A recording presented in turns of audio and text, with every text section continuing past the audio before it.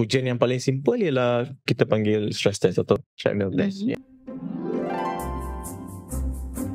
Nama saya Dr. Jayakantan Collector Value. Saya pakar jantung kardiologi di Cardiovascular Central Kuala Lumpur. Bila kita jumpa satu pesakit tu, nombor satu kita tengok umur dia, kita tengok faktor risiko keluarga dia, kita tengok faktor risiko dia sendiri.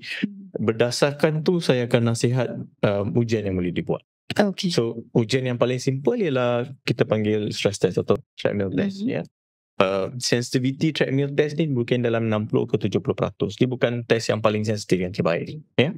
Tapi itu satu cara untuk kita determine ada apa-apa yang bahaya atau tak. Ya. Then the next step tu kita boleh buat CT scan untuk jantung untuk tengok ada sumbatan tak, berapa persen sumbatan itu. Kalau ini menunjukkan ada sumbat yang serius yang kita boleh perlu buat sesuatu, dan kita akan nasihatkan untuk benda yang lagi invasif, iaitu coronary angiogram.